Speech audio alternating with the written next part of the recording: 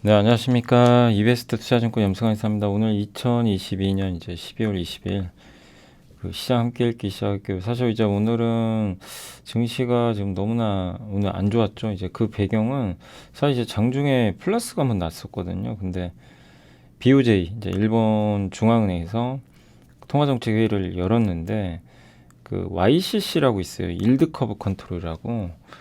그거를 일단 이제 지금 0에서 2.5% 사이인데 이거를 좀 그 확대시키겠다. 이런 얘기가 나오니까 지금 일본 니케이가 폭락을 하고요.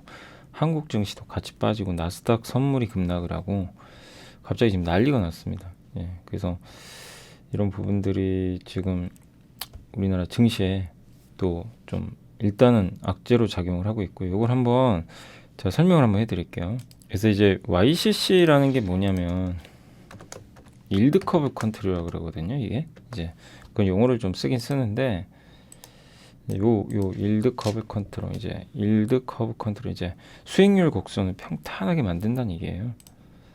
그래서 원리만 알아두시면 좋겠고 이렇게 수익률 있죠. 국채 수익률을 그러니까 우리가 흔히 이제 생각하는 대로 국채 수익률이라는 게 금리가 막 이렇게 왔다 갔다 하잖아요. 오르기도 하고 내리기도 하고 요게 정상이죠. 근데 이거를 이렇게 그냥 평탄하게 하겠다는 겁니다. 근데 이거를 그동안 어떻게 했냐면 일본이 금리가 이제 예를 들면 이제 제가 한번 그림을 그려볼게요. 예, 그러니까 예를 들면 금리가 이렇게 돼 있다고 쳐볼게요. 여기가 이제 여기가 0이죠. 금리가 0%입니다. 0%. 그리고 여기가 0.25입니다. 예, 그리고 이제 여기가 0.5. 이게 금리예요, 금리. 근데 그동안 일본은 어떻게 했냐면 여기다 가두리 한 거예요, 가두리. 금리가 튀면 눌러버립니다. 야, 어디 튀어나와. 튀면 누릅니다. 그러니까 한마디로 여기 있죠, 여기. 요 밑에서만 금리를 유지를 시킨 거예요, 그냥. 그러니까 뭐 예를 들면 저렇게 금리가 튀면 어떻게 해요? 누르죠. 금리를 누른다는 얘기, 금리를 떨어뜨린다는 거는 채권 가격을 올린다는 얘기예요. 채권을 매입하면 돼요. 그러니까 채권을 매입을 하면 채권 값이 올라서 금리는 반대라고 그랬죠, 제가. 그 채권 가격과 금리는 정반대. 그러면 채권 금리는 확 떨어집니다. 그래서 일본 중앙은행은 이제 일본의 그 장기 채권 있죠. 이게 갑자기 뭐 금리가 딱딱 튀면 그 돈으로 사요. 채권을. 사가지고 금리를 떨어뜨려요. 계속 그걸 한 거예요. 꾸준하게 구로다 총재 있을 동안. 그러니까 이제 일본은 그럼 어떻게 돼요? 채권을 사주니까 시중에 돈이 풀리죠. 근데 양적 완화랑 똑같은 거예요. 비슷한 거죠. 그러니까 일본이 계속 돈을 풀어서 양적 완화를 한 거죠. 예, 제로 금리에서 금리 못 오르게. 그러니까 일본은 물가를 올리기 위해서 이렇게 한 건데 그러다 보니까 무슨 부작용이 발생했죠. 엔화가 계속 약한 거예요. 다른 나라는 막 금리 올라가는데 혼자 못 올. 그러니까 다른 나라는 금리가 막 이렇게 가는데 얘네는 눌러버리고 있잖아요. 금리를. 그럼 어떻게 돼요? 혼자 금리 못 올라가니까 엔화는 엄청 떨어집니다. 엔화 가치 폭락을 한 거예요. 그동안 그래서 달러는 강하고. 요 현상이 이제 펼쳐졌는데 이거를 오늘 뭐라고 했냐면 BOJ에서 요 0.25를 0.5로 올리겠다고 했어요. 그럼 어떻게 돼요? 이거 올리면 위가 열리죠. 그죠? 위가 열려버립니다. 순식간에. 예, 이 위가 뚫려요. 이렇게. 그럼 이제 국채 매입을 하던 걸 중단합니다. 0.5까지. 근데 0.5에선 또 누르겠죠. 다시 여기 올라오면. 여기 못 넘어가게 또 누르겠지만 당장은 위가 열리니까 국채 금리가 튀어버립니다. 그러니까 엔화 가치는 반대로 어떻게 돼요? 급등. 그래서 엔달러 환율은 급락했어요. 그래서 우리나라도 환율이 빠지고 있는 게 달러가 이러면 약해지거든요. 반대로. 그러니까 한마디로 일본은 금리 인상을 한 거랑 똑같은 거예요. 0.25에서 실제 금리 인상 발표는 아니지만 0.5까지 금리를 올린 거다. 긴축을 시작을 했다. 근데 사실 이제 긴축을 하면 좋은 점은 그동안 일본이 너무나 돈을 많이 풀고 긴축을 안 했기 때문에 어떻게 됐죠? 그 달러가 강하고 엔화는 약했는데 이제 반대로 가는 거예요. 달러는 약해지고 엔화는 강해. 이건 우리나라한테 나쁜 건 아니에요. 사실 그림 자체는. 근데 이제 문제가 하나 있어요. 왜 그럼 오늘 증시가 폭락을 하냐 이렇게.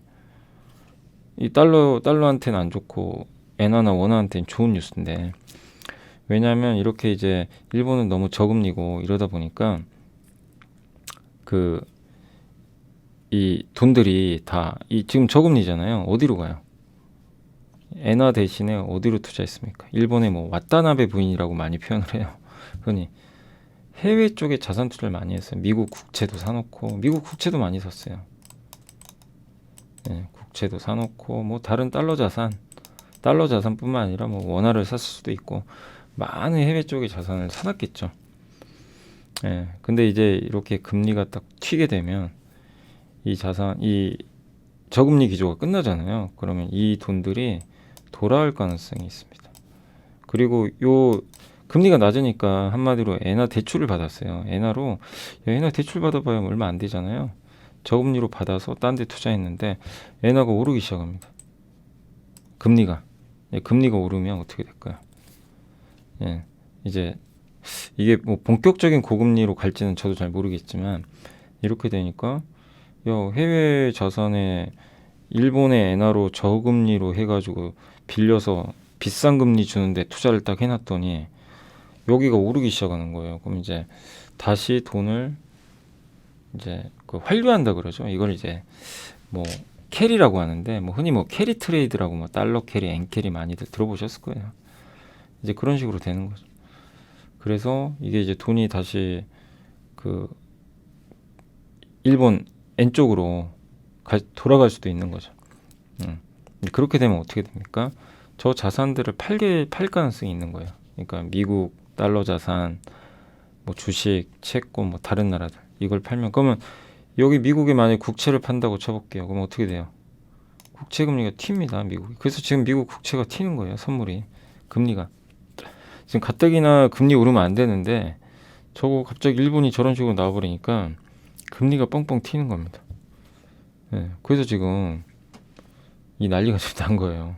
근데 이제 이렇게 생각을 해보셔야 돼요. 0.25에서 0.5인데 이게 이제 막연히 좀 두려운 거죠. 야, 저거 일본 사람들이 일본 뭐 국채은행이나 이런 데서 그 저금리로 엔화 이걸 빌려서 달러에 투자를 많이 해놨는데 저게 이제 기조가 바뀌면 엔화를 다시 사기 위해서 아니면 이제 일본으로 돈을 돌리기 위해서 미국 국채 팔면 어떡하지? 미국 국채를 팔면 미국의 국채 금리는 튈 거고 이게 미국에서 끝날까? 다른 나라 자산도 다 팔면 어떡하지? 일본이 투자하는 게 워낙 많잖아요. 이 공포심이 좀 있는 거예요. 그러니까 이제 지금 오늘 주식시장에 그게 반영이 되고 있습니다. 그래서 미국 국채금리 튀고 한국의 국채금리 튀고 환율은 근데 반대로 빠지죠. 그죠? 왜냐면 달러 약해지니까. 그래서 이 혼란스러운 상황인데 근데 이게 0.5까지 올렸다고 해서 저는 이제 모르겠어요. 0.5로 올렸다고 해서 돈이 다시 일로 들어올까요? 솔직히 그건 잘 모르겠습니다. 아니 왜냐하면 미국과 일본은 금리 차가 너무 많이 벌어졌어요. 그럼 단지 요거 근데 물론 이제 이 방향 때문에 그런 거겠죠. 0.5로 올리고 여기 이러다 0.75, 1까지 계속 올리면 어떡하지? 이거 없애버리면 어떡하지? 이제 이런 것들이 있죠. 근데 쉽게 그렇게 바뀌기 어려울 거예요. 그래서 이제 한 번에 0.5까지 이제 물꼬를 터놨는데 이제 두려움이죠. 이게 이 영향이 어디까지 갈지 모르니까. 그러나 그건 누구도 알 수 없습니다. 근데 아마 하더라도 단계적으로 할 수밖에 없고 그리고 저거 올렸다고 미국 국채 팔아버리고 일본으로 돈을 이렇게 다시 돌리고 엔캐리 트레이드가 활성화될지는 잘 모르겠어요. 아직은 여전히 금리가 다른 나라보다 월등히 낮거든요. 그러니까 여전히 금리 차가 벌어져 있기 때문에 뭐 저금리로 엔화 빌려서 달러 자산 투자하는 게 아직은 유리합니다. 근데 방향이 바뀌어서 그런 거죠. 근데 너무 시장이 좀 너무 막 우려하는 거 아닌가 그런 생각이 들어요. 그리고 분명히 여기서 좋은 점은 하나 있죠. 엔화 약세가 끝나가는구나. 엔화 약세 끝나는 거는 나쁜 건 아니에요. 달러에 영향을 줍니다. 킹 달러는 끝나버리는 거죠. 우리나라한테는 그런 점에서는 좋아요. 근데 일단 오늘은 달러보다는 자산 시장에서 이제 매도가 나올까 봐 다른 나라. 그래서 좀 시장이 안 좋았다. 좀 이해가 되세요? 예, 그래서 빠진 겁니다. 그래서 오늘 이 내용을 좀 명확하게 이해를 하셔야 됩니다. 다른 것보다 오늘 왜 빠졌는지를 알아야 될 거 아니에요, 그죠? 그래서 그걸 먼저 좀 설명드린 거예요. 예, 근데 너무 좀 시장이 좀 우려하는 게 좀 크지 않나 하는 그런 생각이 좀 들긴 합니다.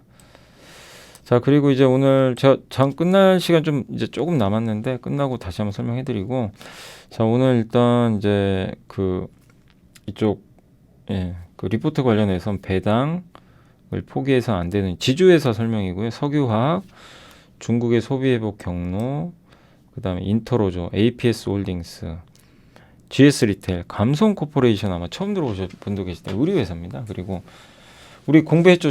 지지난주에 그 우리 반도체 열심히 공부했는데 그 결실을 맺을 때가 왔습니다. 공부한 그런 내용들이 여기 많이 들어가 있어요. 그래서 한 번 더 저도 이제 나중에 함께 배우기 시간에 후공정 장비도 한번 다 다뤄볼게요. 근데 아무튼 후공정 장비, 이오테크닉스, 한미반도체, 인텍플러스,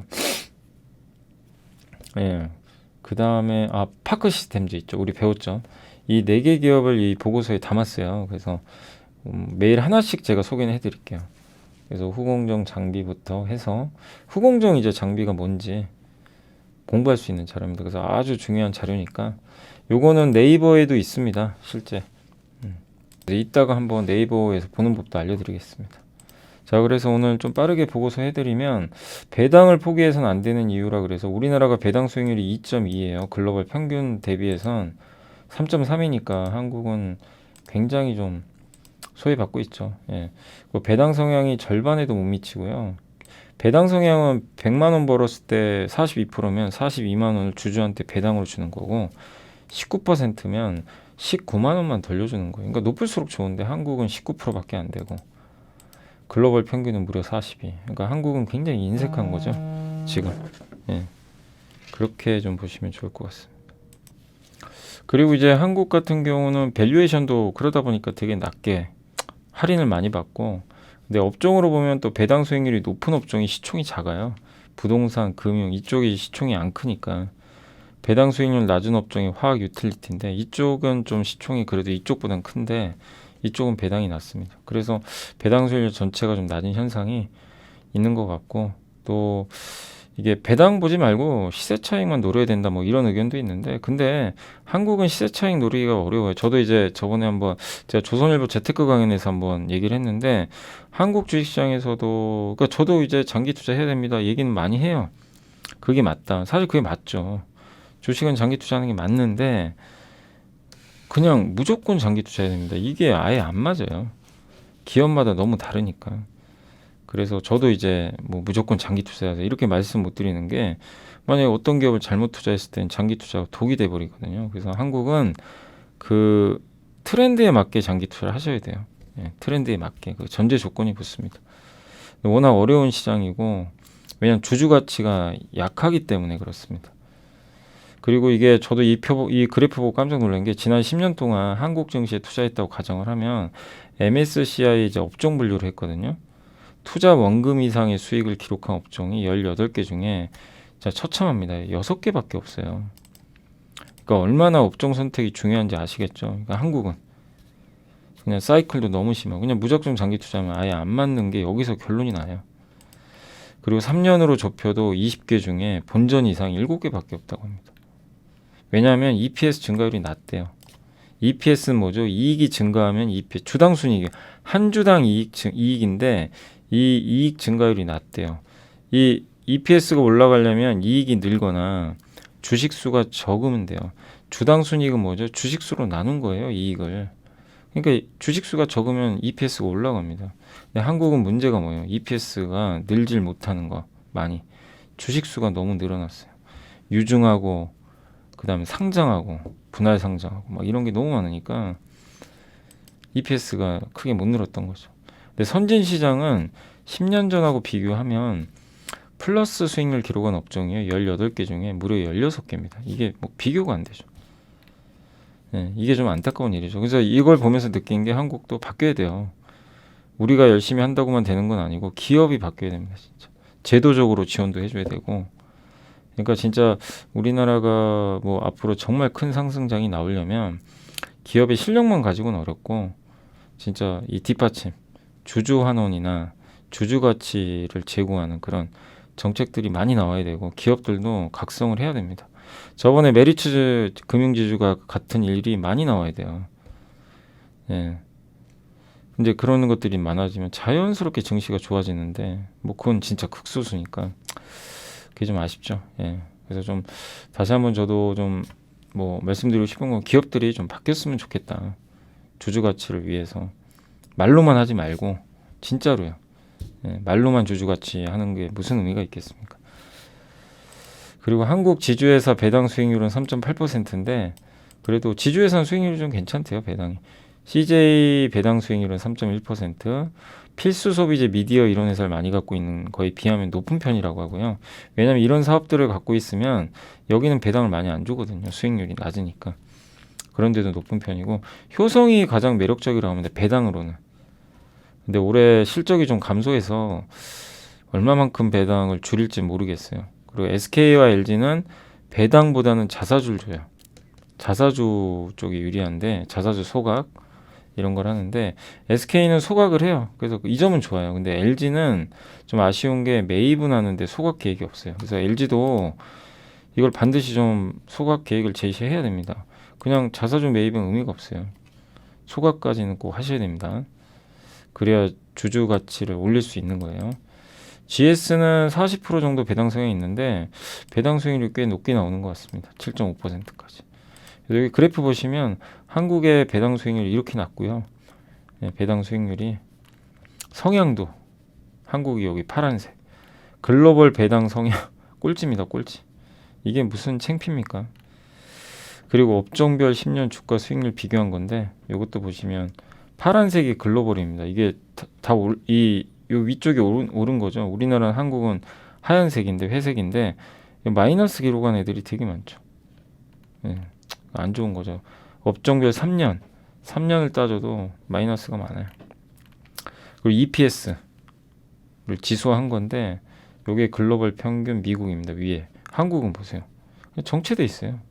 지난 10몇 년 전하고 금융위기 전하고요. 지금이 똑같습니다. 다시 내려왔죠. 예, 이 차이가 심해요. 그러니까 뭐냐면 주식 수가 많이 늘어났어요.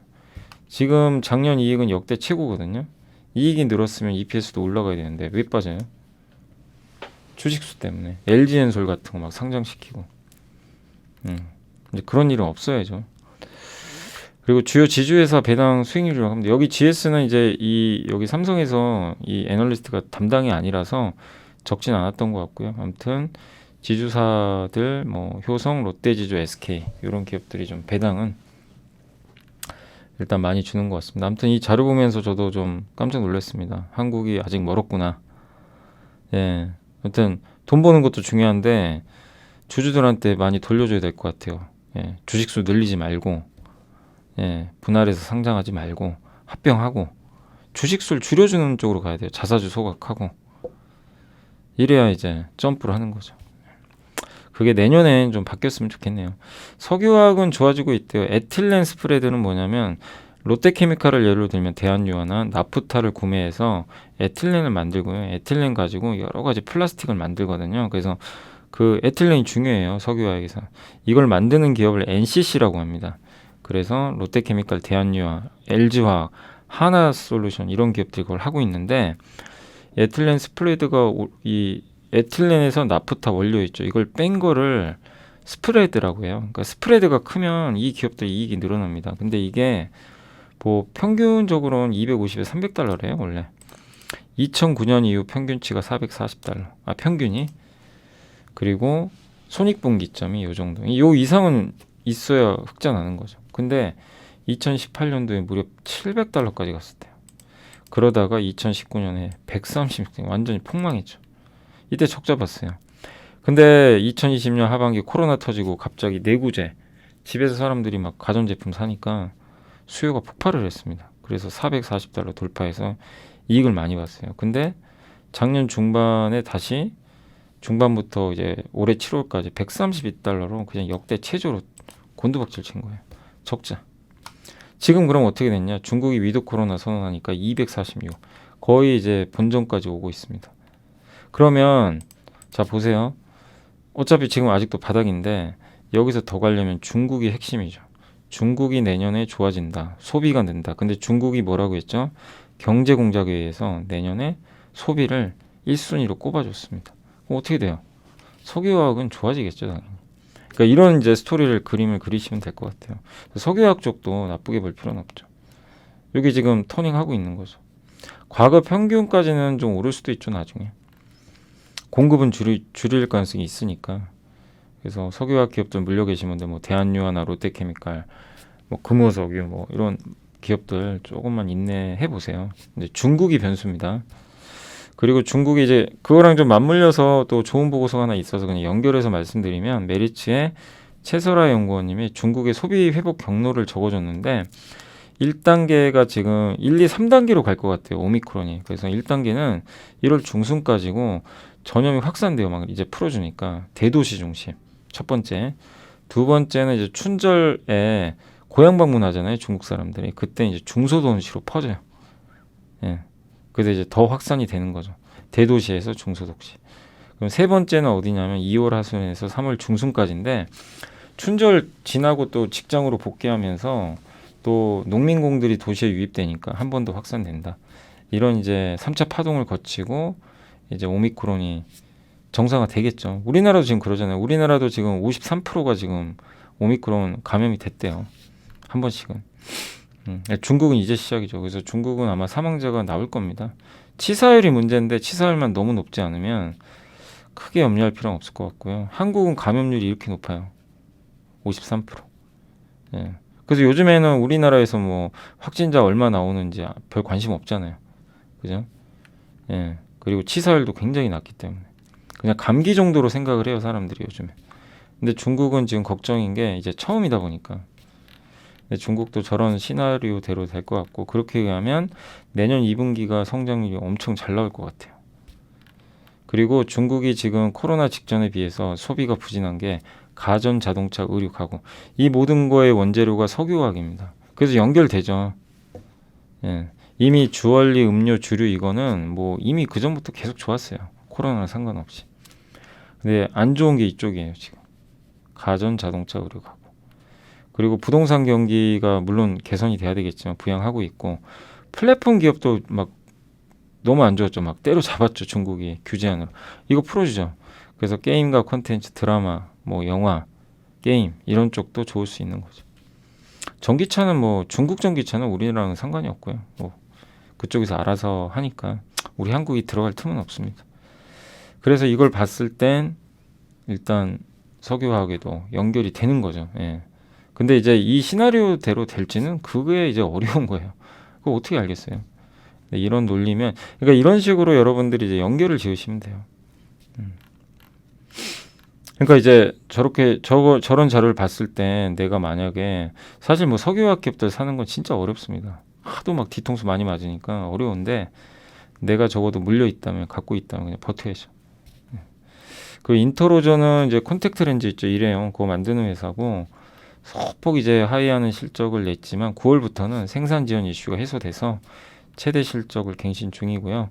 그 다음에 내년에 신공장 추가 증설이 있다고 합니다. 그래서 3공장은 단가도 높고 수익성도 좋기 때문에 아마 그런 제품들이 나오면서 이제 이익이 크게 늘 것 같고요. PER도 11.3배로 저평가돼 있어요. 그 경쟁 기업이 19.5배에 거래되고 있다고 합니다. 그러니까 상대적으로 좀 저평가돼 있다. 그래서 이제 계속 이제 확인할 건 이거예요. 내년에 신공장 가동하는 때 분기마다 진짜로 신공장 가동률 올라가면서 실적 좋아지는지. 이게 안 되면 주가는 또 못 가겠죠. 그래서 그걸 보면서 좀 대응을 하면 된다. 그래서 리오프닝도 수혜고 이렇게 한번 보시면 좋겠습니다. 그래서 우리 그 FM 가이드 상장 기업 분석 기억하시죠? 요거 여기 이제 들어가셔가지고 보시면 돼요. 여기다가 이제 인터로죠. 밸류 보는 거죠, 이제 밸류. 비싼가 싼가. 여기죠, 여기 보이세요? PBR 밴드 거의 바닥에 가 있죠. 그러니까 이게 부담은 없어요. PER도 똑같아요. PER, PBR이 그러니까 이건 뭐냐면 진짜 쌉니다 이걸 노라는 게 아니라 과거랑 비교해 보면 굉장히 좀 낮은 위치에 있다. 근데 이것도 좀 문제가 있는 게요. 인터로저가 보시면 몇 년째 이 바닥에 있어요. 그건 뭐냐면 이걸 봤을 때 시장이 아예 인정을 안 하는구나. 뭔가 성장이 안 나오니까. 그러니까 이 회사가 뭔가 좀 노력은 더 해야 됩니다. 그래서 이게 제가 봤을 때 내년에 그 신공장 이게 가동돼서 매출 성장이 팍 나와주면 좀 분위기 바뀌지 않을까. 이렇게 좀 보고 있습니다. 그래서 그게 좀 관건인 것 같아요. 그러니까 이제 매 분기, 그러니까 싼 거는 인정. 부담 없어요. 부담 없어서 괜찮은데 제대로 된 상승은 일단 결국엔 실적에서 매분기 확인할 수밖에 없다. 요거를 한번 좀 말씀을 드리고 싶습니다. 그리고 이제 이렇게 인터로조 치면 클라렌이라는 브랜드 나오죠. 이제 요게 이제 그 클라렌이 이제 브랜드고요. 인터로조에서 만든 거죠. 여기 재무 정보 들어가셔가지고 순연금인지도 한번 보시면 돼요. 여기 재무 분석 들어가서 예, 분기 검색하시고 재무 상태표 예, 이렇게 보시고 그다음에 순부채네요. 그러니까 부채가 좀 있긴 있어요. 200억 정도. 근데 금액은 그렇게 안 크죠. 순현금이면 더 좋겠지만 부채가 많은 편은 아닙니다. 207억 정도 순부채가 조금 있습니다. 그러니까 저거는 이제 그 한마디로 그 이제 이자 비용을 조금씩은 내야 된다는 얘기예요. 그래서 금융 원가가 지금 보시면 그 이자 비용이죠. 이자 비용이 분기당 한 2억 정도 나갑니다. 그러니까 크게 부담은 안 돼요. 분기당 2억이니까. 예. 그래서 한 분기당 70억 정도씩 벌잖아요. 이제 그 중에 2억이니까 저 정도는 뭐 큰 부담 없다. 이렇게 보시면 되겠습니다. 그래서 좀 순부채가 좀 있지만 약간 리스크는 제한된다. 라고 생각하시면 이렇게 이제 확인하시면 되겠죠. 아 그리고 혹시 이제 전환사채도 한번 봐야죠. 있나. 그래서 여기 전자공시 들어가서 분기보고서 같은 거 보면 되죠. 예, 여기 분기보고서 보면 또 우리가 확인이 가능합니다. 그러니까 이런 식으로 여러분들이 그 좀 이렇게 그 검증을 좀 해나가시면 돼요. 혹시 뭐 또 물량 부담이 있나 이런 거 보는 거죠. 그래서 전환사채 미상환 전환사채예요. 증자 현황은 아니고 채무증권 미상환 전환사채입니다. 없어요. 없습니다. 예. 미상환 전환사채면 여기 표시가 되고요. 뭐 주식수 얼마 남았다. 근데 이건 없습니다. 그래서 그런 거는 또 리스크는 없다. 확인됐죠. 예. 그래서 일단 이 회사에서 이제 여러분이 하실 건 뭐냐면 앞으로 매출이나 이익이 증가하는지 요것만 확인하면 되겠죠.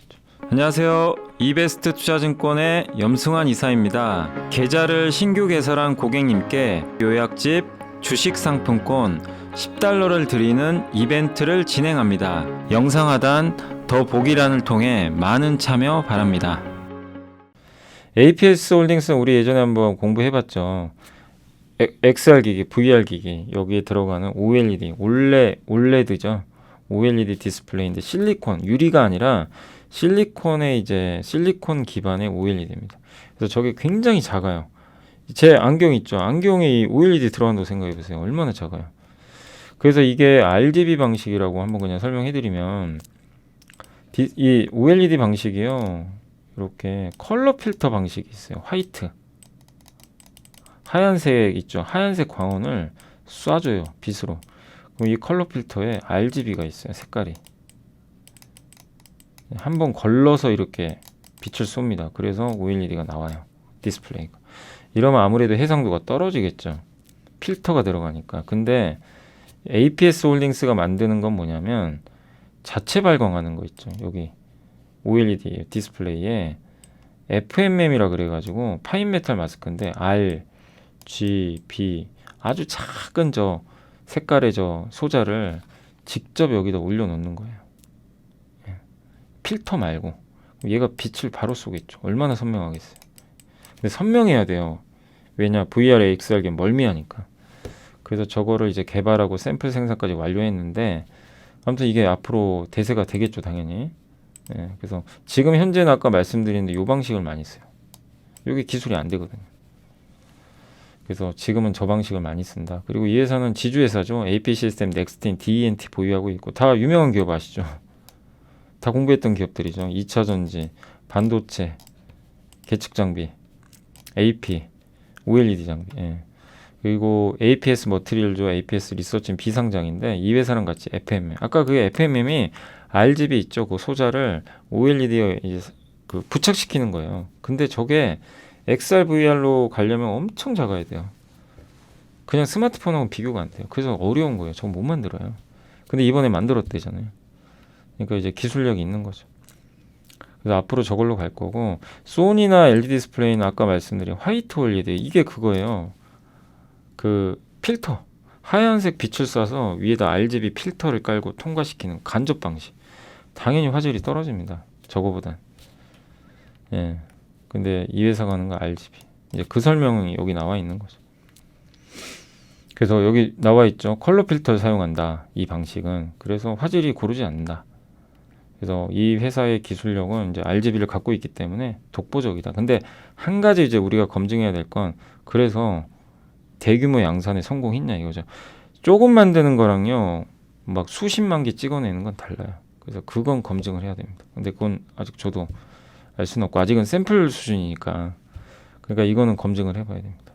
그래서 마냥 낙관적으로만 보시면 안 되는 게 대량 양산하다 실패할 수도 있어요. 수율이 100개 만들어야 되는데 20개만 양품 나오면 무슨 의미가 있습니까? 그죠? 요거를 이제 우리가 앞으로 체크해야 됩니다. 근데 어쨌든 만들어는 놨으니까 계속 관심을 XR, VR에서 가장 중요한 이제 회사 중에 하나가 된 거예요. 앞으로 요걸 좀 계속 체크해야 될 것 같습니다. 예, 왜냐하면 이제 거의 세계에서 이거 만든 기업이 거의 없으니까. GS 리테일은 이제 그동안 주가 좀 좋았는데 4분기도 좋다고 하고요. 날씨 따뜻했고 카타르 월드컵 빼빼로데이 효과. 또 근데 이 회사가 온라인 투자 많이 해가지고 진짜 힘들어졌죠. 워낙 많이 해가지고. 근데 최근에 주가 양호했던 거는 이제 온라인 사업의 수익성 개선 기대감 좀 철수하고 있죠. 지분도 줄이고. 근데 이제 그러다 보니까 편의점 사업이 주목을 못 받았는데 내년에는 편의점도 봐야 된다. 인건비나 이런 게 줄고 있고요. 둔화되고 있고 유동인구 이 도시에 좀 많아요. GS 리테일 편의점은 도시. 예. 근데 그 뭐죠? BGF는 좀 외곽 쪽. 예. 뭐 유원지 아니면 뭐 이런 특수 입지 이런 데 좀 많다고 합니다. 그래서 리오프닝 하면 이제 GS 리테일이 더 낫죠, 사실.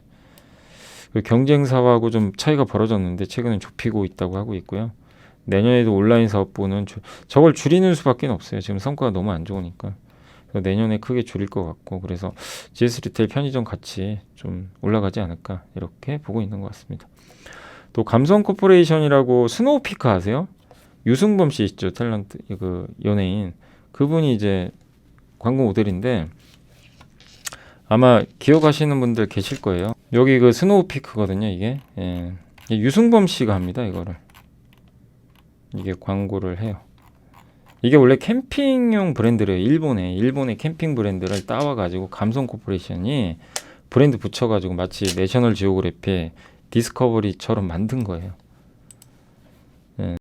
그래서 이제 뭐 패딩도 하고 여기 유승범 씨 있죠. 예. 유승범 씨 워낙 뭐 진짜 그 옷발 잘 받죠. 예.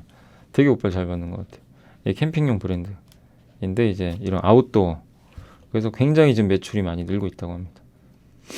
저도 이제 저도 예전에 백화점 가면서 봤는데 한번 좀 사볼까 해요. 괜찮더라고요. 근데 이게 저는 이제 감성 코퍼레이션 건지 몰랐어요. 예, 잘 몰랐습니다. 근데 이제 보니까 감성 코퍼레이션 브랜드더라고요. 그래서 이제 원래 모바일 충전기 이런 것도 하는데 이거는 핵심은 아니고 의류가 79%니까 하이엔드 원래 일본의 하이엔드 캠핑용품 전문 업체가 스노우피크입니다. 거기서 라이센싱 맺어서 브랜드만 담고 판매하는 거죠. 주로 한국에서 팔고요. 1분기 34억이던 스노우피크 매출이 작년에 193억으로 4분기 만에 점프를 했고 흑전했고 3분기에 벌써 작년 성수기 매출 다 돌파했고 매장 수 50개에서 135개로 늘어났고요. 올해 PER 6.6배밖에 안 되고 온라인은 많이 안 해요. 거의 이제 오프라인. 그래서 리오프닝 또 수혜줍니다. 네. 그래서 이 트렌드에 좀 맞는 기업인 것 같고 그리고 한번 볼까요? 이 스노우피크도 한번 감성 코퍼레이션. 네, 여기도 한번 보시면 어쨌든 지금 밸류도 이게 PBR 밸류인데 되게 낮죠. 되게 낮죠. 예. 바닥권이죠, 사실. 오른 게 없고 원래 좀 적자 봤었어요. 그러다 이제 올해 분기별로 보시면 흑자 나죠. 분기별 이제 흑자로 전환이 됐습니다. 다만 이제 잠시만요. 이게 이 회사가 부채가 좀 있는 것 같긴 한데 스노우피크 말고 감성 코퍼레이션을 검색하셔야 됩니다. 밸류는 낮아요. 예, 그러니까 밸류는 굉장히 저평가되어 있습니다. 다만 이제 우리가 좀 안전한지 그 검증은 좀 해봐야 되니까 재무 분석 들어가서 재무 상태표 순부채가 어느 정도 되나요? 순부채가 순현금인데요. 그네요. 괜찮네요. 순현금이에요. 마이너스죠, 순부채가. 그래서 부채보다 현금이 많습니다. 그래서 재무도 괜찮고 그다음에 하나 더 확인. 전환사채가 있는지 항상 봐야 돼요. 저도 아직 확인 안 해봤어요. 전자공시 들어가서 분기보고서 보면 나오죠. 전환사채가 있는지 항상 검증을 해봐야 됩니다. 왜냐하면 물량 나올 수도 있으니까. 그래서 전환사채가 있어요. 역시 있네요. 잠깐만요. 근데 얼마 정도 있는지 한번 보겠습니다. 여기저기 미상환 전환사채 발행해놔. 요렇게 돼 있어요. 요게 꽤 많아요. 335만 주. 이거 검증 안 했으면 큰일 날 뻔했습니다. 근데 아직은 안 나와요. 그래서 올해 말까지는 걱정하지 마세요. 왜냐하면 전환 청구 기간 보이세요? 내년 2월 7일 날 나옵니다. 얼마에? 1790원. 기억은 해놓으세요. 그러니까 지금은 괜찮아요. 지금은 괜찮은데 한 2달 후에는 나올 수 있어요. 그러니까 그 점은 염두에 두셔야 됩니다. 1570, 그러니까 330만 주가 나올 수 있다는 거. 이 회사 상장 주식 수가 8,900만 주라서 그렇게 많은 건 아니에요. 330만 주죠. 8,900이니까 3.7%입니다. 그래서 아주 큰 부담은 아니에요. 근데 이제 내년 2월 7일 날 저 물량이 나올 수 있어요. 그럼 주가가 한번 흔들릴 거예요. 그러니까 저는 이제 말씀드리고 싶은 게 그럴 때 투자를 하는 게 오히려 나을 수도 있습니다. 그러니까 지금도 뭐 주가가 비싼 거나 그런 건 아닌데 이 전환 가격이 1,760원이니까 지금 가격이 안 나오겠죠. 근데 만약에 주가가 올라가서 막 2,000원, 2,500원 가면은 2월 7일 날 쏟아질 수도 있는 거죠. 좀 기억을 해놓으세요. 그래서 저 330만 주가 빨리 그냥 물량 나오는 게 더 좋을 것 같긴 한데 아무튼 하나의 리스크는 있다. 확인 안 했으면 또 큰일 날 뻔했네. 그래서 저 전환사채 물량은 좀 약간 2월 7일 날 나올 수 있으니까 경계를 하시면 되겠고, 후공정 장비 중에 이제 하나증권의 변은지 김놓고 연구원님이 패키징 더 퓨처라 그래가지고 이제 후공정 한번 공부해보는 겁니다. 글로벌 반도체 수요는 둔화가 계속되고 있고 그럼에도 증설은 계속되는데 파운드리는 TSMC 중심으로 이제 계속 증설을 하고 있고요. 미국, 일본, 대만에서 증설 계획대로 진행 중이고 미국 애리조나주의 피닉스 공장 부근에 추가로 공장을 건설할 계획이라고 합니다. 일본 공장은 170억 달러 규모고 그 다음에 최종 1,000억 달러 규모로 그러니까 엄청나게 투자를 해요. TSMC가. 또 오사트라고 있어요. 오사트 아마 들어보세요. 후공정 서비스 업체인데 요게 이제 그 마지막에 패키징 우리 패키징 한번 공부해봤죠. 그래서 함께 배우기 2주 전에 했던 거 후공정 첫 시간에 한번 해드렸던 거죠. 그래서 TSMC와 이 글로벌 오사트 매출이 동행을 하는데 아무튼 이제 TSMC는 자기가 직접 하기도 하지만 마무리 작업이 그러니까 한마디로 반도체 마무리 해달라 그래서 맡겨요. 야 니들이 해줘. 어디에 맡기냐면 대만의 ASE라는 회사랑 미국의 암코르라는 회사에 TSMC가 반도체 만들어 놓고 야 이거 니들이 포장하고 검사도 하고 다 알아서 해줘. 그럼 여기서 알아서 합니다. 뭐 자르고 조립하고. 근데 이러려면 장비가 있어야 되죠. 여기에 장비를 납품하는 기업이 한미반도체, 이오테크닉스, 인텍플러스예요. 이 세 개 업체가 여기에 장비를 납품을 합니다. 그래서 여기가 투자를 많이 하면 어떻게 돼요? 후공정 시장이 커지면 당연히 이 기업들 돈 벌겠죠. 근데 후공정이 ASA, 인텔, 암코르, TFM 이 회사는 저도 처음 듣는데 이런 회사들이 내년에 완공이 돼요. 공장이. 또 플립칩 BJ라고 플립칩은 이제 이 기판에다가 반도체에다가 숄더볼 있죠. 조그만 거 붙여서 뒤집었다 그랬죠. 뒤집은 다음에 기판에 붙이는 거. 요거 삼성전기가 주로 하죠. 대덕전자. 여기도 이게 들어간 이것도 다 패키지거든요. 여기도 장비 다 들어가요. 그래서 얘네가 투자 많이 하면 저 장비 회사가 또 좋아져요. 근데 여기에 나냐, 삼성전기, 이비덴, 교세라 이런 데가 이런 지역에 투자를 대규모로 합니다. 삼성전기는 아마 베트남에 1조 원 투자하는 걸로 알고 있어요. 그래서 이런 것들 때문에 내년 하반기에 이 아까 말씀드린 후공정 장비주 매출이 극대화될 수 있다라는 그런 내용이고 그리고 패키징 장비 시장 규모가 원래는 작았어요. 후공정 비중이 낮아요 원래.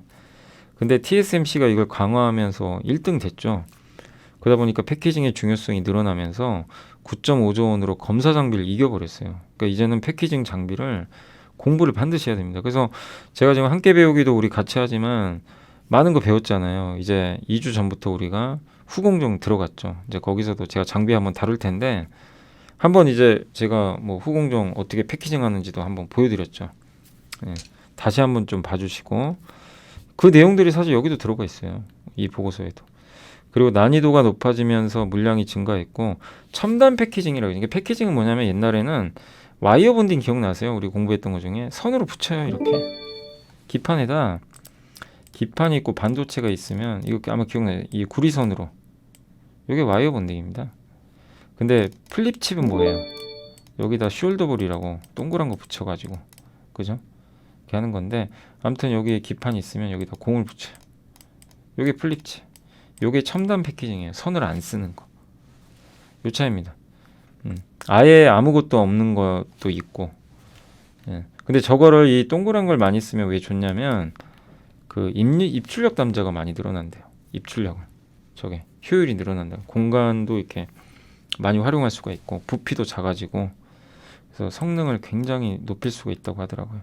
근데 이제 반도체는 고성능이 많이 쓰이니까 와이어 본딩은 이제 옛날 공정에 많이 들어가고 이제 플립칩 공정에는 저게 들어가요.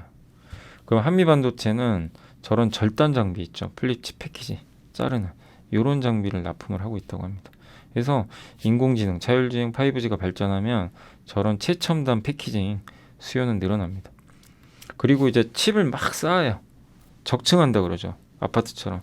이러면은 효율이 증가하고 전력 소비가 줄고 최첨단 반도체를 또 만들 수 있어요. 고성능에. 네, 그러려면 또 이오 테크닉스는 레이저로요. 뭘 하냐면 마킹을 해요. 거기다. 네, 그런 장비도 납품을 하고 있습니다. 그래서 이제 그런 것들이 많이 쓰이는 거죠. 이오 테크닉스 레이저 마킹 공정 이런 것들이 여러 번 또 사용되고 있고 그래서 고성능 고사양 반도체 제일 중요한 게 속도래요. 속도를 높이려면 아까 입출력 단자 있죠. 이게 들어오고 나가는 이 단자들이 있는데 이게 굉장히 많아져야 돼요. 이건 늘리려면 아까처럼 숄더볼, 동그란 볼 요게 많아야 되고 요 크기가 근데 줄어야 돼요.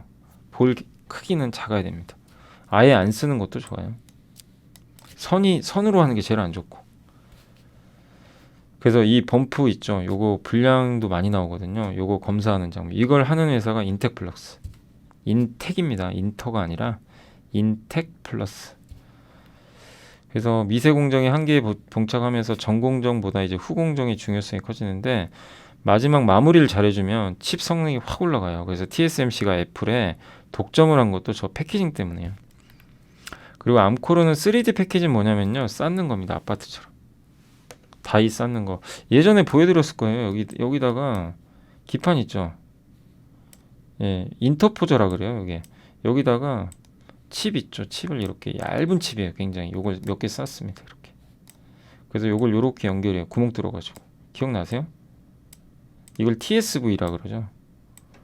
요 구멍을 비아홀이라고 하는 거죠. 이러면 성능이 획기적으로 올라가죠. 요 수가 급증을 합니다. 속도가 이게 몇천 개예요. 이런 그 TSV 있죠. 요런 선들. 요게 한 몇천 개가 들어갑니다.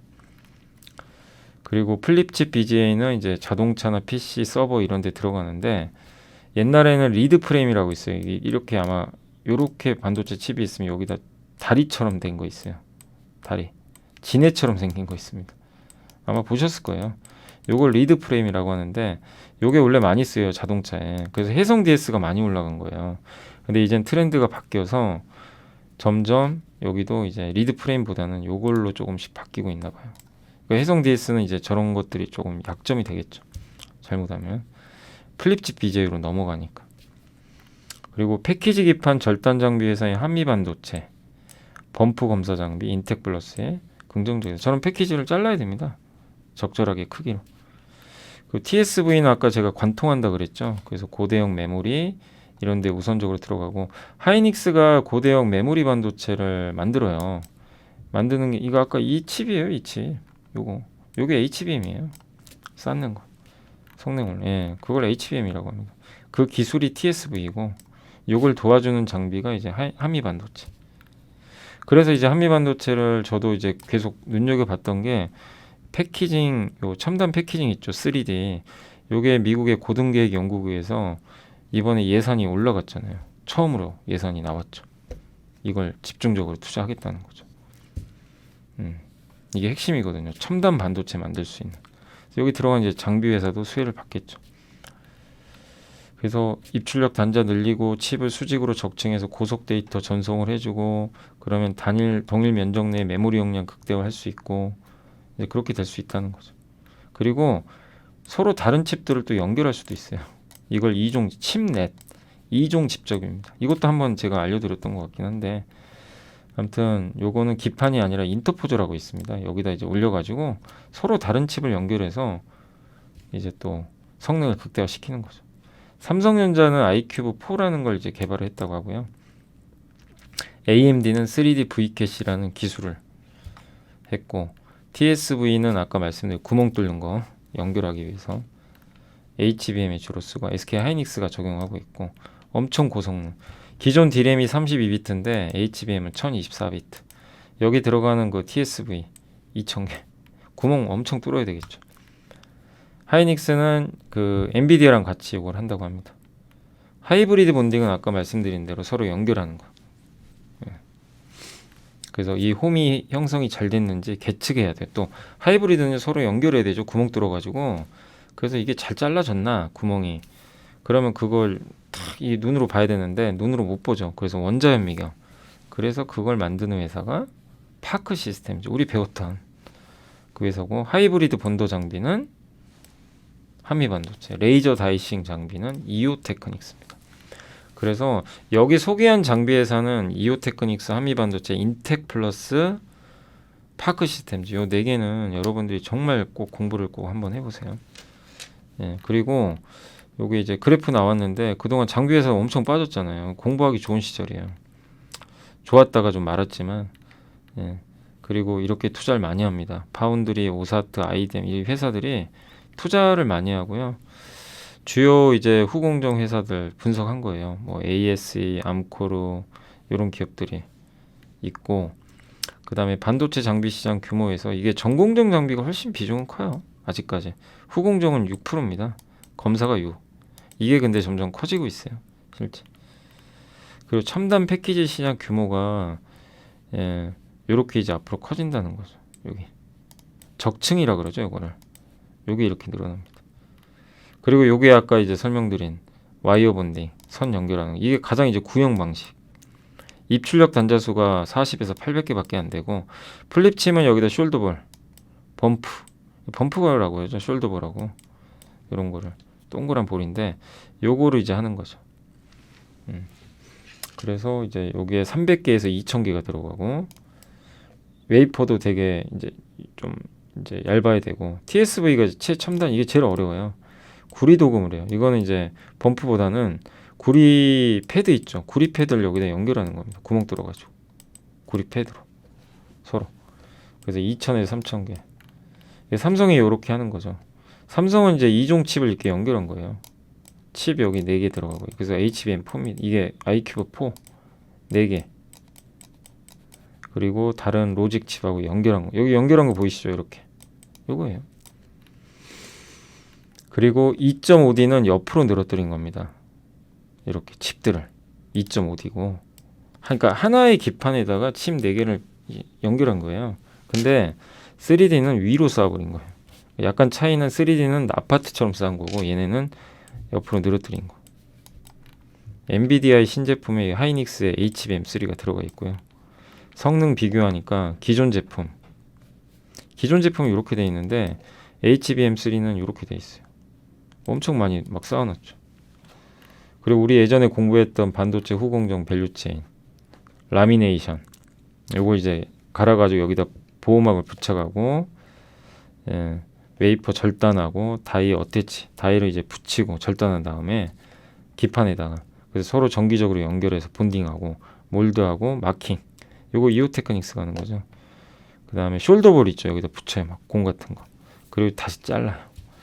요거 하나인데, 백그라인딩은 이제 웨이퍼를 적당한 두께로 만들기 위해 뒷부분을 가공하는 건데, 이건 일본의 디스코고, 웨이퍼 절단하는 회사가 이제 한국의 이오테크닉스, 한미가 있고요. 다이 어땠지? 다이를 이제 절단한 거 서로 붙여야 돼요. 한 기판에. 그걸 한미 반도체가 해줍니다. 그리고 인터커넥션을 연결하는 거, 요거를 이제 프로텍이 좀 해주는 것 같고, 이렇게.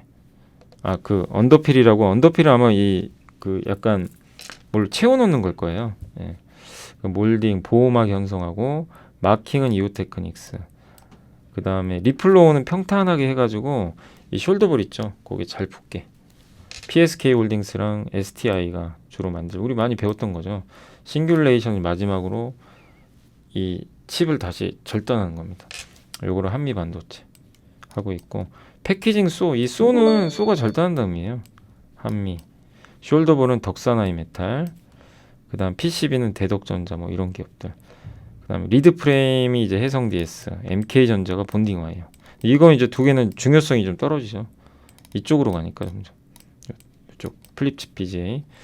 그 다음에 레이저는 이오테크닉스, 블레이드 이렇게 자르는 건데, 그건 디스코라는 회사가 하고 있다고 합니다. 네.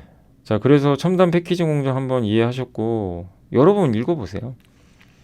그리고 이오테크닉스는 반도체, 이거 이제 오늘부터는 이제 하나씩만 제가 설명해 드릴게요. 장비 회사 중에. 이오테크닉스는 반도체 레이저 마킹 장비 세계 1위고, 글로벌 점유율 이제 70% 차지하고 있고요. 예.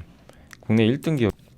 그래서 레이저로 이 반도체에다가 마킹을 해요. 막 글 같은 거 적고, 이거 하이닉스가 만든 겁니다. 이건 어느 공정에 사용되는 칩입니다. 적어놔야죠. 그래야 이제 분량이 났을 때 이게 지금 어느 공정에서 끝난 건지 알 수가 있고, 다 완성된 제품도 도대체 이게 무슨 반도체고 어디 회사 거고 이거를 알 수가 있죠. 그걸 다 레이저로 해요. 그 다음에 또 하나 장비가 열처리 장비입니다. 이게 어닐링 장비라 그래요. 표면을 이제 가열하는 거예요. 급속도로 한 1000도 되는 걸로요. 열처리를 순식간에 했다가 냉각시켜 버려요.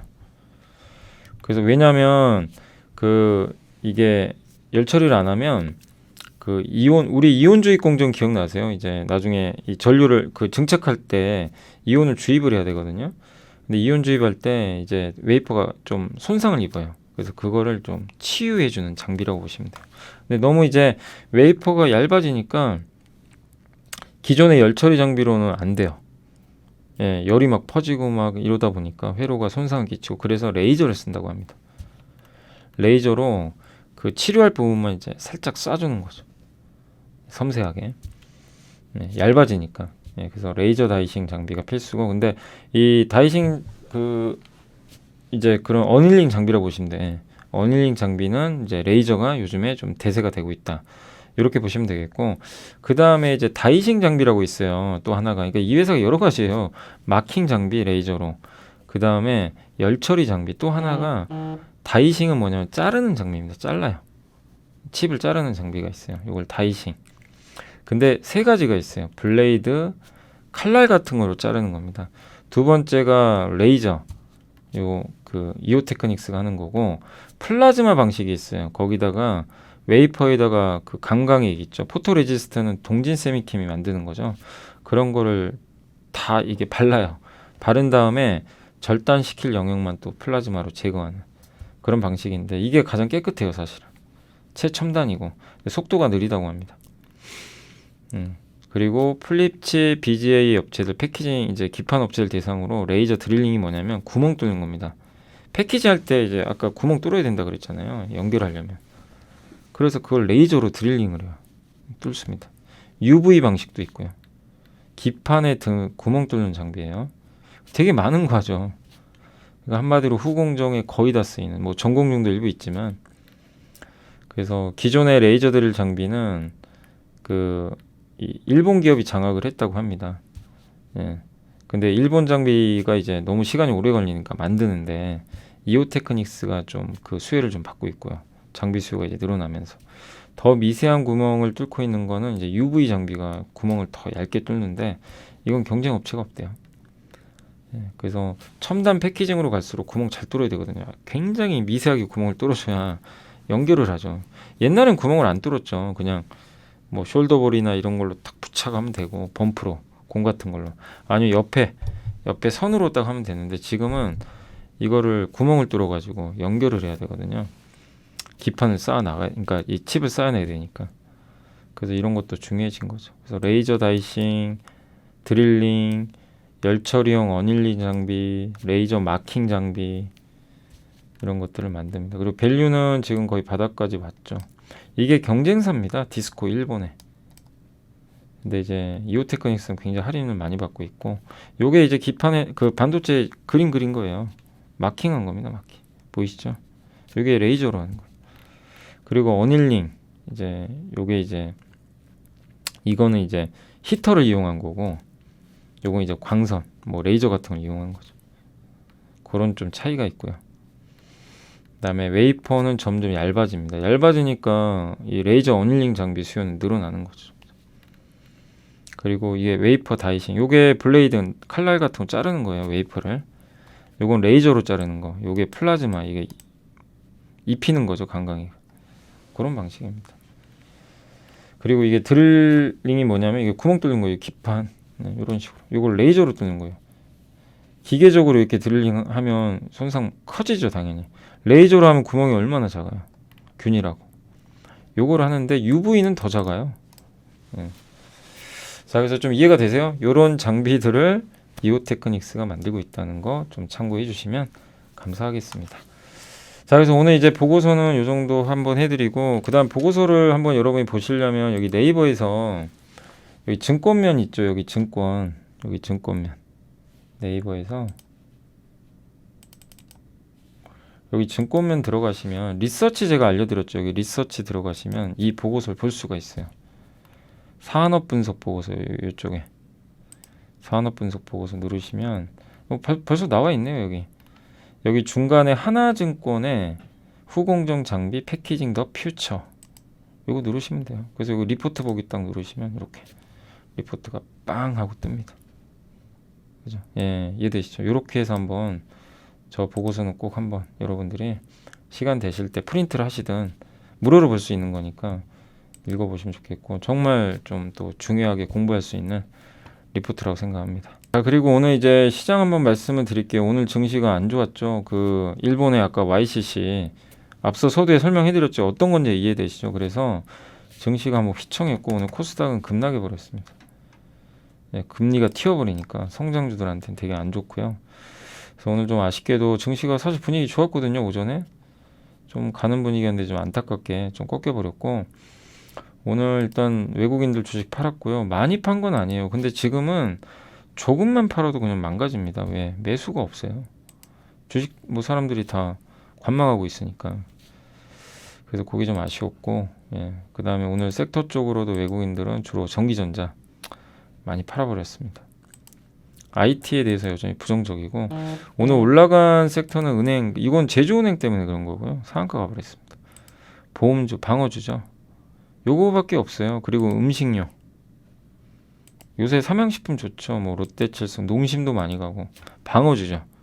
제일제당도 다시 올라갔고, 그래서 이런 이제 음식료 일부 업체들만 좋았던 것 같고, 대부분은 좀 부진했던 것 같습니다. 거의 다 빠졌어요. 그래서 오늘 뭐 메타버스주는 오늘 자이언트 스텝이 급락한 건 네이버가 자이언트 스텝 지분 갖고 있는데 블록딜을 한다는 뉴스가 있더라고요. 그리고 지금 메타버스 메타 플랫폼이 있죠. 미국의 페이스북이 뭐 아마 지금 계속해서 좀 고전을 하는 것 같아요. 유럽에서 뭐 과징금 부과한다, 뭐 이런 내용들이 나오면서 투자 심리가 좀 얼어붙었던 것 같습니다. 그리고 가상현실 오늘 다 안 좋았고요. 그러다 보니까 영화 관련주도 이제 재료가 노출됐죠. 그래서 좀 빠지고 있고, 아바타가 기대에는 못 미치는 것 같아요. 흥행이 전 세계적으로 그게 좀 악재고, 예, 작용했던 것 같습니다. 그리고 재택근무 업체들 반짝했죠. 오늘은 좀 빠졌고, 최근에 건설 기계 굴삭기 좋았지만 역시 많이 올라서 빠진 것 같습니다.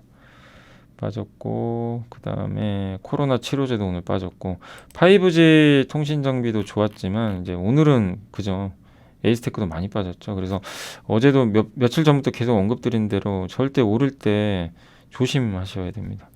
쫓아오시면 안 돼요. 또 나중에 기회를 줄 거니까. 왜냐면 아직은 100% 수주 따낸 건 아니거든요.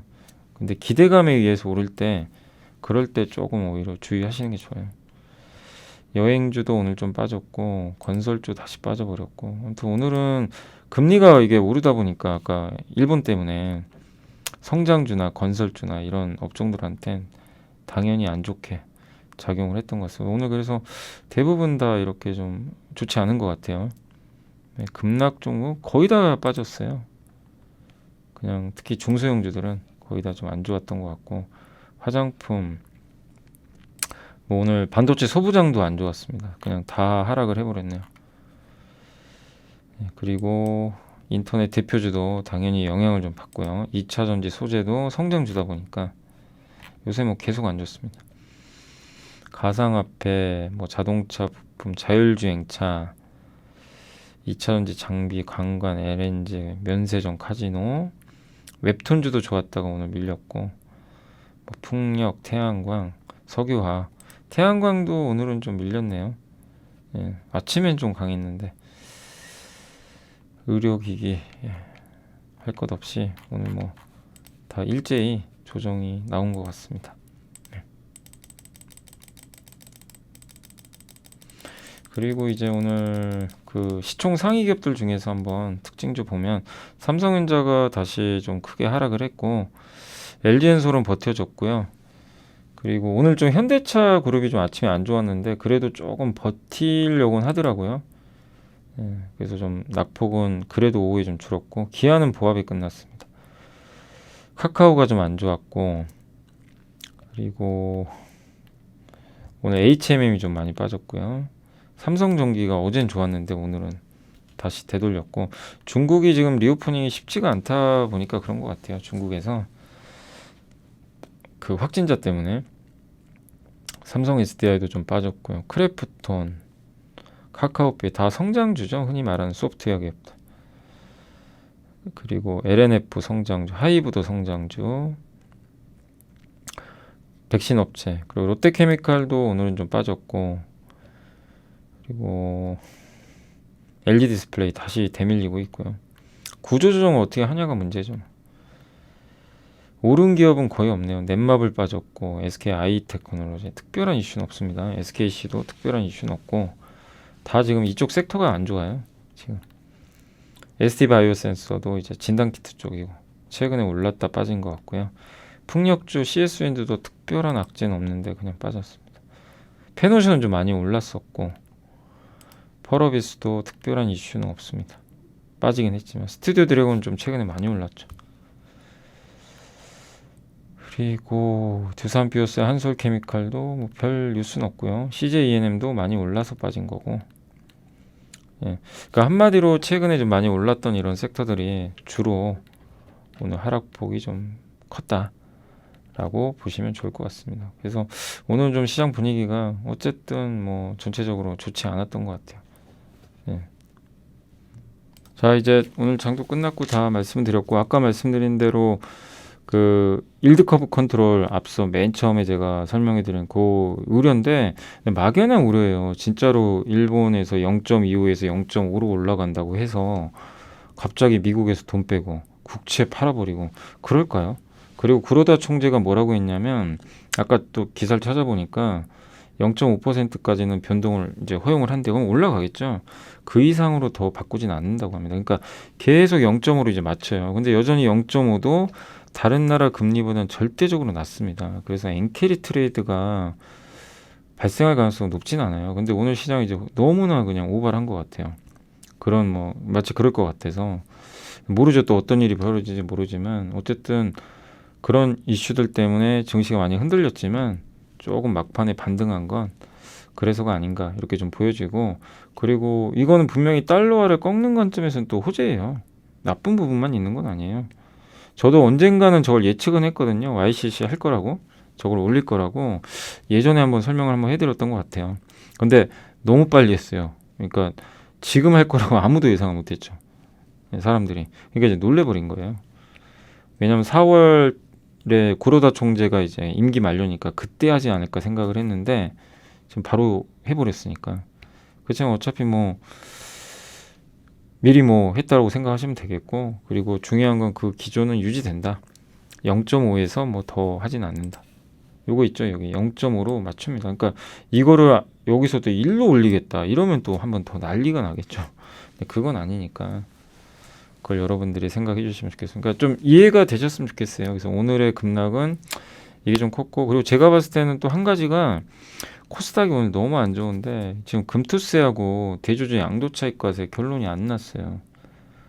그래서 지금 어떻게 되는지도 모르겠고, 합의했다라고는 얘기가 나와요. 금투세 2년 유예한.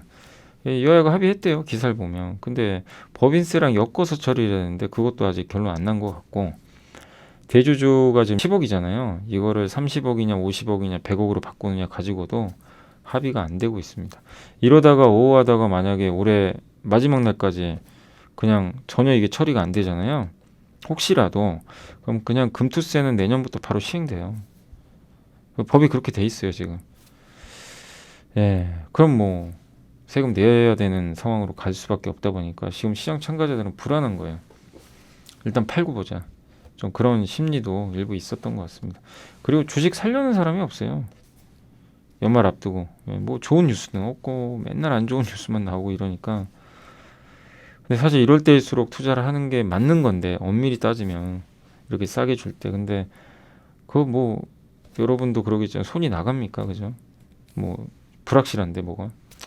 그러니까 뭔가 좀 분위기 반전이 나와야 되는데 일단 빨리 세금 문제 이런 것들이 빨리 해결이 좀 돼야 되지 않을까 생각합니다. 아무튼 오늘의 하락은 너무 우려할 필요는 없는 하락은 맞아요. 예, 이제 막연한 두려움 때문에 빠진 하락이니까 어쨌든 그렇지만 빠진 건 빠진 거니까 좀 아쉽습니다. 예, 아무튼 오늘 좀 내용들 정리해드렸으니까 좀 뭐 오늘 나 장 빠져서 기분 나빠 이래서 공부 안 하신 분도 계시겠죠. 내일이라도 주말이라도 한번 오늘 내용들은 중요한 거니까 한번 꼭 들어주시면 감사하겠습니다. 자, 후공정 그 장비 한번 꼭 공부해 보시고요. 저는 내일 뵙겠습니다. 감사합니다.